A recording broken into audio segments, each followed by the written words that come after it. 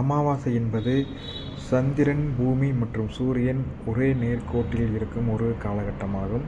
இந்த நேரத்தில் சந்திரன் ஒளியானது பூமிக்கு முழுதாக கிடைக்காது.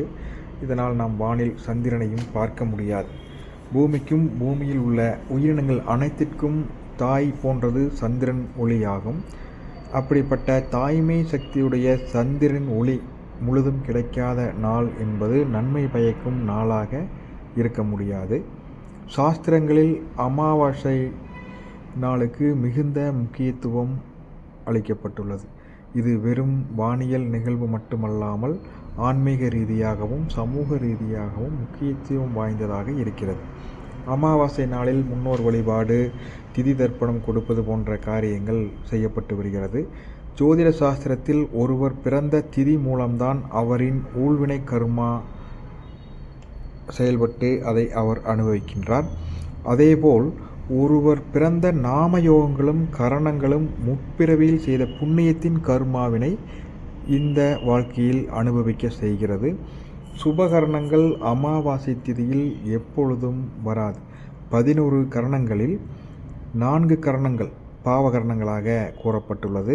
அவை சகுனி, சதுஸ்பாதம், கிம்சு லக்கணம், நாகம் ஆகிய 4 கரணங்கள் அமாவாசையன்றோ அமாவாசைக்கு முன்பின்னோ மட்டும்தான் வரும். அமாவாசையில் சுப கரணங்கள் எப்பொழுதும் வராது. ஆகவே தீய கரணங்களை கொண்ட அமாவாசை திதியில் அமாவாசை நாளில் சுபகாரியங்களை தவிர்ப்பது மிகவும் நல்லதாக சொல்லப்பட்டுள்ளது.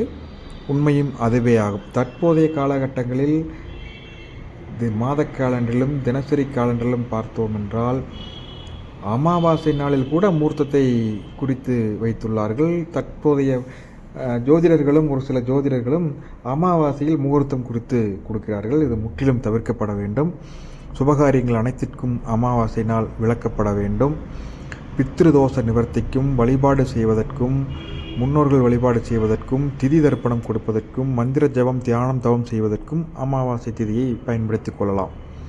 மேலும் அடுத்த வீடியோவில் அமாவாசை மற்றும் பௌர்ணமி பற்றிய செய்திகளை பார்க்கலாம்.